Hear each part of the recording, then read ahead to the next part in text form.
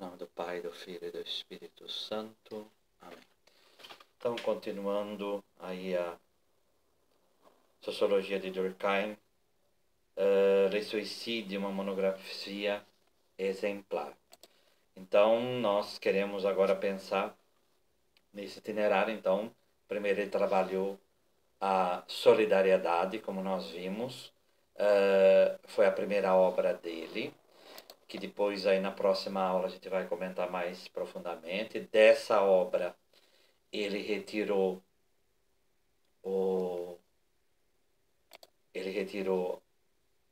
a regra do método sociológico, né? Então, a partir dali, ele estruturou toda a sua obra metodológica, e ele aplicou esse método no suicídio, né? No estudo do suicídio. Tá? Então, como está aí na apostila, quase 70 anos após a publicação, o sociólogo americano Selvin fez inserir nos artigos da American Journal of Sociology que o estudo de Durkheim é considerado ainda um modelo de pesquisa social, onde o método central utilizado é o da análise multivariada. A introdução progressiva de variáveis adicionada permite aprofundar o tratamento do problema até as grandes generalizações seguras. Então, a utilização da estatística como instrumento de análise é feita aí por Durkheim. Porque o que Durkheim faz? Ele vai pegar todas as estatísticas em vários países e vai vendo como que é a evolução do suicídio, né? Qual que é o mérito maior dessa obra? Mostrar e demonstrar que o suicídio ele não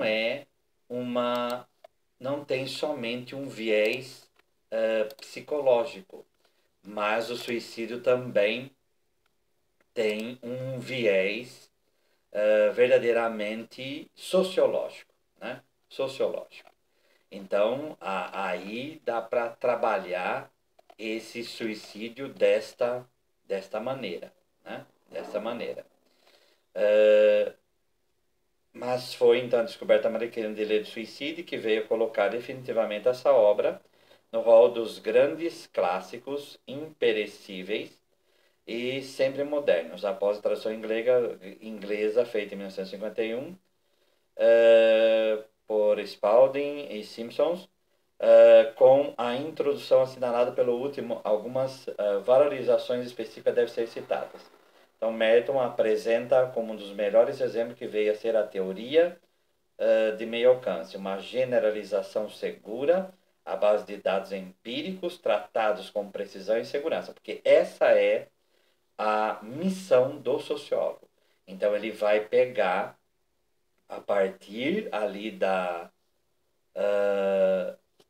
realidade do suicídio e vai traduzir isso em dados sociológicos. Então, essa foi a grande contribuição de Durkheim.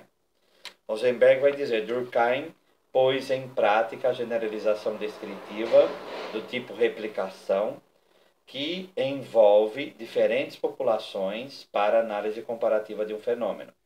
Então, a prova múltipla de uma teoria, e mais convincente do que a prova simples, e para ilustrar o experimento crucial no sentido baconiano, Durkheim pôs à prova a noção vulgar de seu tempo, que o suicídio resultaria de uma enfermidade mental, e comparou populações diferentes para mostrar que, se fosse o caso, as populações com alta taxa de enfermidade mental teriam alta taxa de suicídio, o que não acontece, né? Então, ele dá uma outra visão. Isso não quer dizer que problema mental também não possa contribuir para suicídio, com certeza. Porém, não é só esse viés. Então, há um viés sociológico no estudo do suicídio, né? Assim, Durkheim pôde descrever um conjunto de observações das relações entre taxa de enfermidade mental e taxa de suicídio para as várias regiões, que daria um resultado de correlação positiva se a enfermidade mental causar suicídio. e outro resultado diferente, com relações significantes que operassem as causas sociais. Durkheim realizou depois as observações e a correlação entre taxa de enfermidade mental e taxa de suicídio resultou insignificante. Isto refutou a teoria alternativa, tal como estava formulada, e fez com que a sua teoria fosse muito mais veraz, né? Muito mais verdadeira. Madge aí vai colocar o termo suicídio poderia ser facilmente definido, como nós vamos ver agora, daqui a pouco. Existe muita estatística a respeito e é uma questão de considerável importância. Isto daqui nós podemos aplicar hoje para aquilo que é o Setembro Amarelo, todo esse problema que está acontecendo hoje. A análise de Durkheim feita há mais de 100 anos, ela é tão atual quanto nunca para a gente fazer uma análise sociológica sobre o que está acontecendo hoje, né? O que está acontecendo hoje, tá? E lembrar que o método de Durkheim é um método comparativo, então ele vai comparar os três tipos de suicídio para mostrar como que isso é um fato social. E na comparação de um com o outro, ele vai verdadeiramente estruturando a análise do suicídio. Tá? Durkheim estava absolutamente seguro de sua tarefa, que era demonstrar que as ciências sociais podem examinar uma questão social importante sobre a qual outras pessoas haviam filosofado há muito tempo. E hoje a gente pode falar até ciências, pode pensar muito tempo sobre uma realidade, mas a sociologia vai dar um outro viés sobre a análise daquele fato. E pôde mostrar, mediante a apresentação sistemática de fatos existentes, que é possível chegar a conclusões úteis que podem ajudar com a proposições práticas às ações futuras. Tá? Então, eu vou entrar aqui em textos que depois a gente passa o link para vocês. Tá? A definição de suicídio. Né? Então, todo caso de morte que resulta direto ou indiretamente de um ato positivo ou negativo executado pela própria vítima e que ela sabia que deveria produzir esse resultado. Então, não vai, aqui não entra, por exemplo, a pessoa por imprudência, mesmo ela sabendo que a alta velocidade pode causar morte, isso não seria suicídio. Suicídio, a definição é o querer a morte como objeto de um ato que por essa mesma pessoa é feito. Então, essa é a característica do suicídio. Né? Essa definição provisória formal deve ocultar uma construção teórica do suicídio. O suicídio resulta, então, do processo pelo qual a sociedade forma um indivíduo, isto é, do processo de socialização. Então, é algo que está dentro do processo de socialização, a cultura, aí que se pode montar uma cultura do suicídio. Né? Tanto que hoje é proibido noticiar suicídio para não servir de exemplo, como nós vamos ver em certos tipos aí. O suicídio, então, afinou a sua concepção em a divisão do trabalho social. E o suicídio afinou a sua concepção do suicídio. Por quê? Na divisão do trabalho social ele vai trabalhar a solidariedade. E o inverso da consequência dessa solidariedade vai ser a morte, né? Pois essa não é somente a indicativa de uma infelicidade social, tá?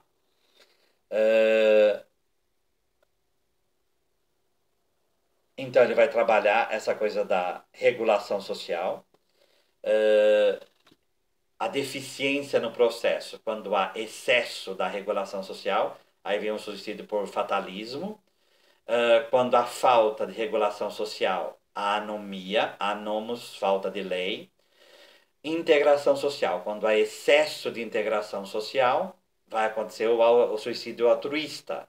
Quando há falta de integração social, há o suicídio egoísta, que aqui é o suicídio, vamos dizer, mais claro. Né? integração social muito frágil, suicídio egoísta.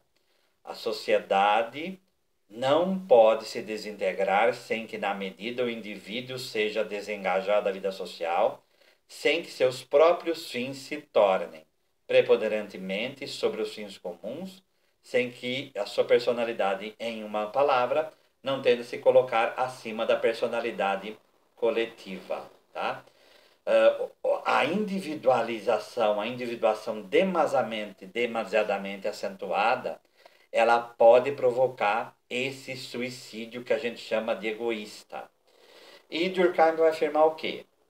O suicídio egoísta, ele acontece na proporção inversa da integração da pessoa na sociedade religiosa, na sociedade familiar e na sociedade política.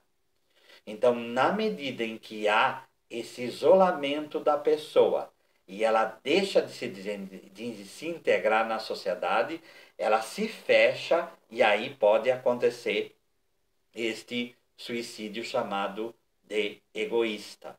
Tá? É interessante também que a pessoa pode ser ateia, por exemplo, não tem integração nenhuma numa vida de uma sociedade religiosa, também não ter família, mas ter uma integração política que compensa as outras, tá? Compensa as outras. Então, essa é a característica maior que vai caracterizar, então, esse suicídio egoísta, tá?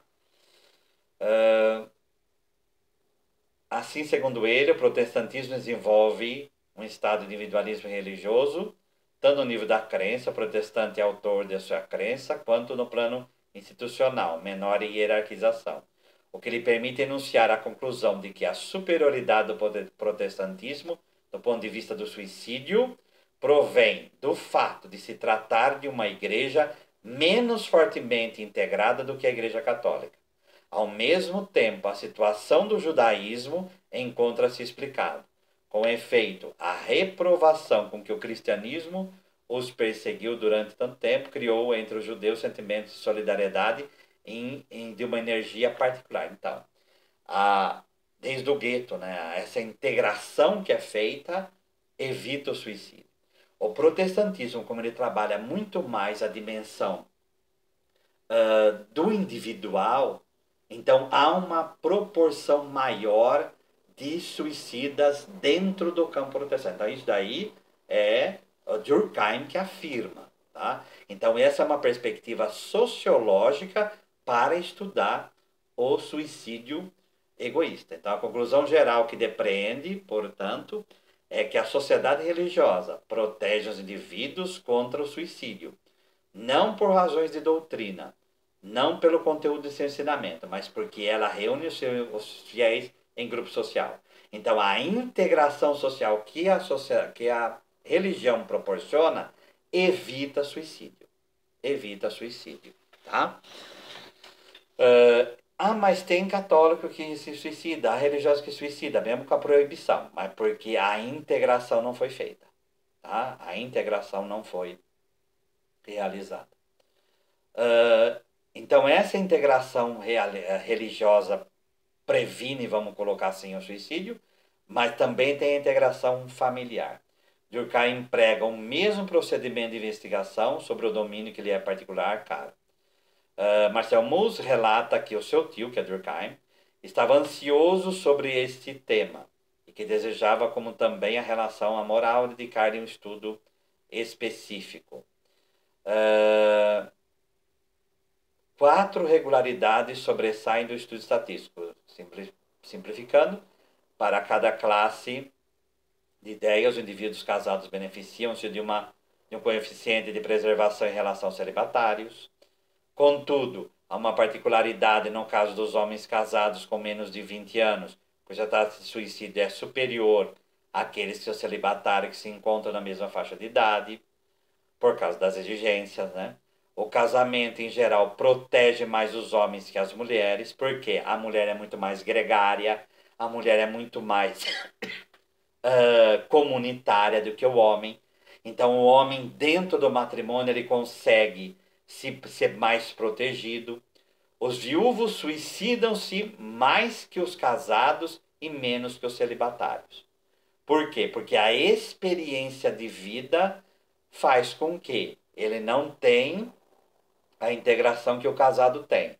Porém, ele já tem uma experiência de vida que é um introjetamento daquilo que é a relação social, tá?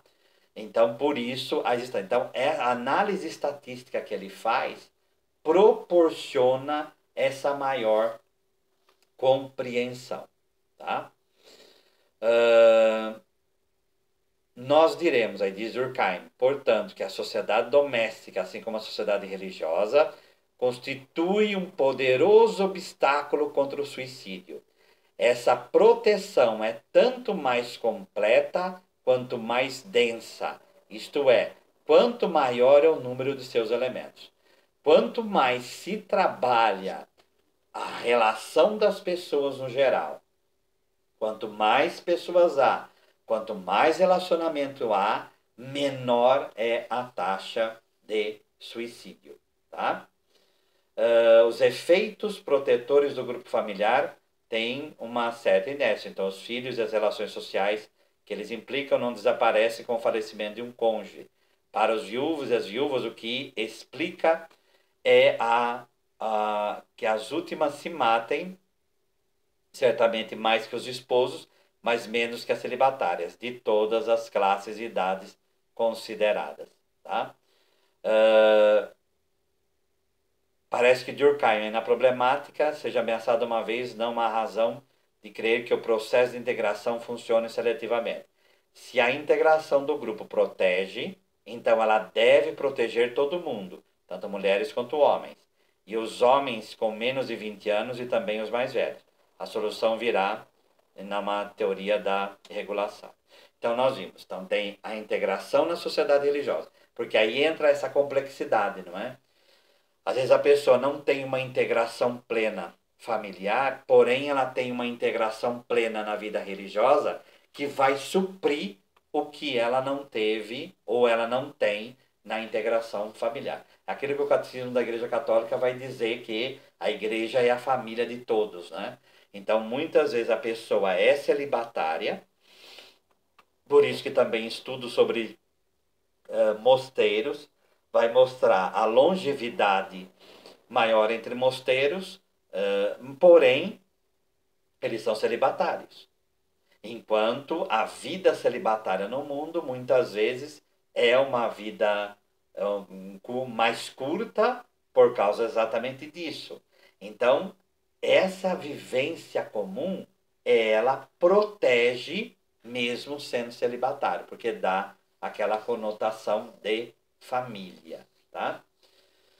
Mas tem a integração também na sociedade política. Então, as grandes comoções sociais, como as grandes guerras populares, excitam os sentimentos coletivos, estimulam o espírito de partido como patriotismo, a fé política como a fé nacional, e ao concentrarem as atividades com vista ao mesmo fim, determinam, pelo menos momentaneamente, uma integração mais forte na sociedade. Como obrigam os homens a unirem-se e enfrentarem um perigo comum. O indivíduo pensa menos em si e mais no objeto coletivo. Então, esse processo, muitas vezes, da pátria como família, vai levar as pessoas a não se suicidarem. Tá? Então, mesmo que elas não tenham essa integração social muito efetiva no caso da família ou da religião, ele vai trabalhar isso em matéria desse sentimento pátrio. Tá?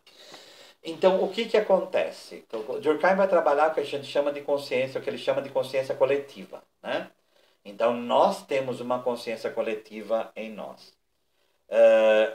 Como a sociedade de solidariedade mecânica, orgânica, que dá um espaço maior à individualidade, que é o caso das nossas sociedades, a pessoa ela vai se deslocando da comunhão, né? Ela vai se deslocando da comunhão e aí ela vai tendo cada vez mais esse isolamento social, tá? E o que acontece? Ela vai praticar esse suicídio chamado egoísta, quer dizer, é um suicídio que é feito para chamar atenção sobre si mesma, é um grito de socorro, ou e para quê? Como a gente fala também, no fato social há essa coerção, tá? E o fato social sempre está em relação a uma outra pessoa. Então, o suicídio egoísta, ele vem, ele faz o suicida para machucar a outra pessoa, para evidenciar sua dor para uma outra pessoa. Então, sempre um fato social, ele é feito porque ele afeta ou é afetado por uma outra pessoa. Então, é aqueles casos clássicos em que a pessoa deixa aquela carta de suicídio, tá? Como fala o Flávio Miliaccio, que se suicidou, que a humanidade não deu certo, tá? Eu encontrei pessoas na vida que só me machucaram. Quer dizer, isto é um grito do quê? Eu não me vejo integrado nessa sociedade, nem política, nem social, perdão, nem religiosa, nem familiar. Então eu pego, me mato, mas eu deixo isso. Quer dizer, eu deixo para mostrar que eu não estava integrado, ou a culpa é de vocês, ou a culpa é minha. E normalmente as cartas de suicídio, elas vão nesta linha, tá? De realmente demonstrar isto. É a mulher, por exemplo, que se mata na frente do marido, né? Então ela se mata, e por quê? Porque ela quer deixar aquela dor impressa nas retinas do marido dela para que ele sinta a dor que ela sente. Então, o suicídio egoísta, ele tem essa marca de rompimento do tecido social e de verdadeiramente deixar essa mensagem para a outra pessoa, tá? Então, Durkheim vai trabalhar o suicídio, tá? Por isso, esse daí vai estar num capítulo que vai falar as formas individuais dos diferentes suicídios. Coloca em evidência os tipos sociais que propõem, compreende aproximadamente a tipologia psicológica. Assim, ao suicídio egoísta corresponde secundariamente à melancolia, ao altruísta a energia passional e por aí vai.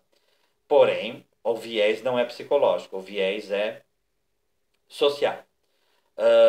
O elemento social do suicídio, de todos os fatos por nós estudados, resulta que a taxa social dos suicídios só se explica sociologicamente. É a constituição moral da sociedade que determina, a cada instante, o contingente das mortes voluntárias. Existe, pois, para cada povo uma força coletiva de determinada energia que impele os homens a se matarem. Então, é essa consciência social que vai fazer com que isto aconteça.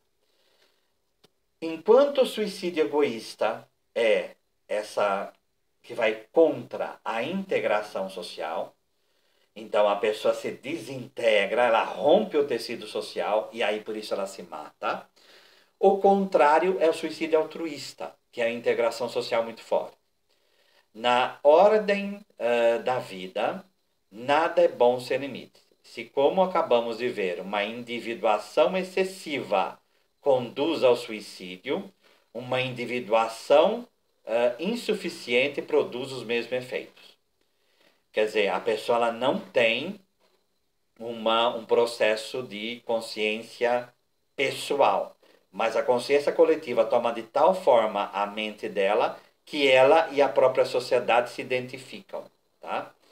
Quando o homem está desvinculado da sociedade, ele mata-se facilmente, mas também se mata quando está fortemente integrado a ela. Ao começar desta maneira a sua análise de suicídio altruísta, Durkheim sublinha nitidamente a oposição entre o suicídio egoísta e o suicídio altruísta. O que é altruísmo? Quando desde a infância habituamos a desdenhar a vida e os desprezar aqueles valores em excesso, é inevitável que desfaçamos dela pelos mais leve pretexto. Por quê? Porque aquela coisa, eu sou a sociedade, né? Sem muito esforço, estamos prontos a fazer um sacrifício que custa tão pouco. Estas práticas se vinculam, portanto, ao que há de mais fundamental na moral das sociedades primitivas. Isto porque elas não podem manter-se senão sob a condição do indivíduo não ter interesse próprio. Então, o que é o suicídio altruísta? Altruísmo é de alter, pensar no outro, né? Então, é o processo em que eu vou pensar de tal forma no outro, na própria sociedade, em que eu anulo a minha individualidade. E se a sociedade me pede isto, tá? Eu vou fazer. Então, ele também consiste num grupo massivo e compacto que enquadra o indivíduo e o impede de mover com movimento próprio. Então, o suicídio egoísta, ele vai acontecer na medida da identificação plena da pessoa na sociedade. Então, dois exemplos disso. Em tribos indígenas em que a solidariedade mecânica é muito alta, em que não há individualidade, mas a pessoa se identifica plenamente com a sociedade, e há regras do mais velho ter que se matar, ele tranquilamente vai chegar numa certa idade, vai se isolar da tribo e vai deixar a morte chegar. Tá? Então, esse é um suicídio altruísta. Ele se mata pelo bem da tribo, tá? Ele se mata pelo bem da tribo. Então, ele está tão integrado que ele se mata por isso, tá? Um exemplo aqui que no livro dá, a taxa de suicídio dos militares de carreira é nitidamente mais elevada daqueles dos civis, né? Também aí poderia haver como altruísmo. E do que a gente lembra? Dos kamikazes da Segunda Guerra Mundial. Então, os pilotos japoneses, quando viam que a munição acabou, que não haveria, não queriam mais voltar, eles pegavam os aviões e jogavam em cima dos porta-aviões norte-americanos. Então, esse é um exemplo clássico de suicídio altruísta. Ele se mata pela pátria, tá? Então, a integração na sociedade japonesa, e aí se matar até pelo rei, quer dizer, pelo imperador, é de tal monta que a pessoa ela se sacrifica por isso. Tá? Agora, outros dois tipos de suicídio. Né? Então, o suicídio anômico e o fatalista. Se nós vimos os dois outros exemplos da integração social, aqui nós vamos ver sobre a regulação social. Quando a autoridade do grupo, aí o suicídio anômico, a é um não privativo, nomos é lei. Então é sem lei, tá? Anômico. Quando a autoridade do grupo se enfraquece, sua regulação também se enfraquece. O indivíduo encontra-se frente aos seus desejos e paixões, e essa ruptura de equilíbrio pode levá-lo ao suicídio anômico. Então, o terceiro tipo de suicídio, provém do fato da atividade dos homens estar desregrada, sem lei, e do fato de que eles sofrem com isso. Tá?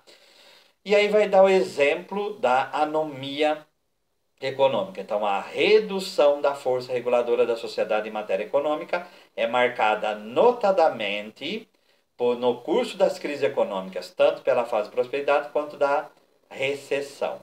Tá?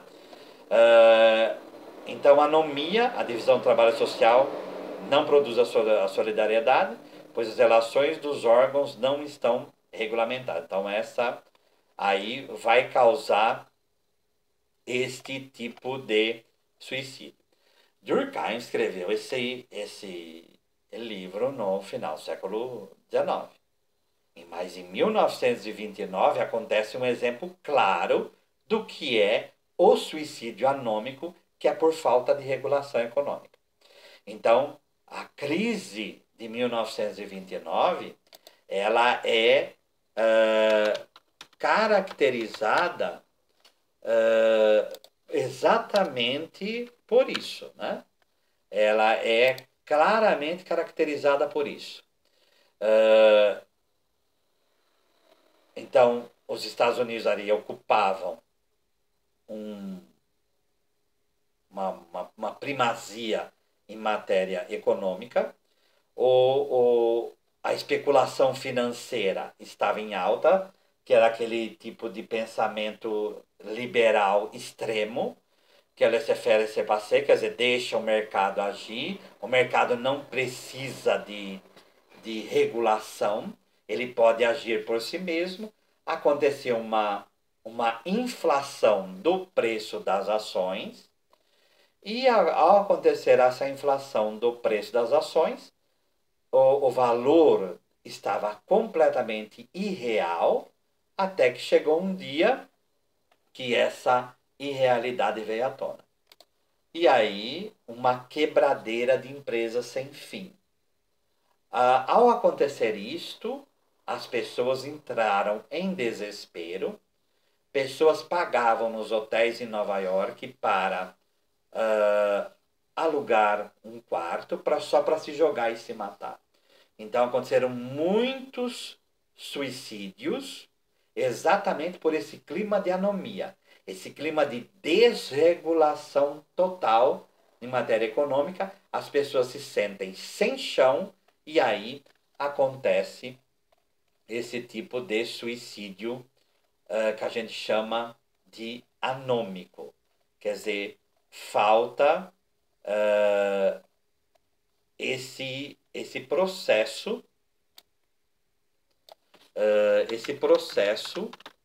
em que há essa visão em que a sociedade ela tem essa base para que a pessoa possa viver, tá? Outros exemplos aí também envolvendo tantos os outros suicídios também, grandes suicídios da história, né? No caso, por exemplo, de Jones, quando vai falar sobre a implantação da igreja, ele é perseguido nos Estados Unidos, ele se muda para a Guiana com 900 pessoas, vem uma comissão do Senado americano ver o que está acontecendo, ele se sente pressionado e aí o que ele faz? Ele faz um verdadeiro suicídio aí altruísta, né? Quer dizer, as pessoas tomam remédio para verdadeiramente se matarem, né? Então, há esse processo de solidariedade aí, vamos colocar assim. O suicídio de Cleópatra, por exemplo, aí a gente poderia qualificar como um suicídio também egoísta, né? De atacar a própria realidade na qual ela se sentia atraída por isto, né? Judas Iscariotes também é um suicídio egoísta, porque se desintegra aquilo que estava acontecendo, tá? Se o suicídio altruísta, perdão, o suicídio anômico é quando a sociedade se encontra em estado de anomia, mas quando há uma pressão muito grande sobre o indivíduo, pode surgir um outro caso que seria o suicídio fatalista, em que a pressão da sociedade sobre o indivíduo é de tal ordem que ele não suporta e ele se mata, tá? Então a quantidade de regras e a pressão em cima do indivíduo é de tal ordem que ele pega e se mata. Então isso a gente pode identificar em em vários tipos de sociedade em que a pessoa ela é massacrada e ela não quer viver sob aquilo, tá? E aí realmente ela se mata. Então a gente pode pensar até em prisões, né? Quer dizer, em que há regras ou suicídio entre militares, mas não por solidariedade altruísta, mas exatamente pelo peso das regras, a pessoa não suportar e a pessoa ela se matar, né?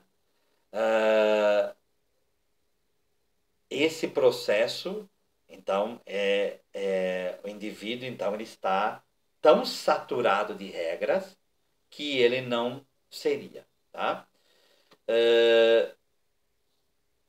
Por exemplo, um escravo que se suicida por crer que a sua vida não mudar. Então, é tanta pressão que ele se mata. Enfim, a obra de Durkheim é muito interessante exatamente por causa disso. Aqui são só pinceladas para a gente ter noção, mas é por fatores sociais, então de integração, falta de integração, suicídio egoísta, excesso de integração, suicídio altruísta, falta de regulação, suicídio anômico, quer dizer, falta base, eu me mato, muita regulação, suicídio fatalista, né? Então, eu não suporto isto, então eu me mato. Então, é interessante por quê? Porque a gente, sempre que a gente vai pensar em suicídio, a gente pensa numa linha só psicológica ou só doentia. Não. A linha realmente é pensar pelo viés social. Então, esse é um exemplo de estudo de fato social. Então, vamos lembrar de fato social, né?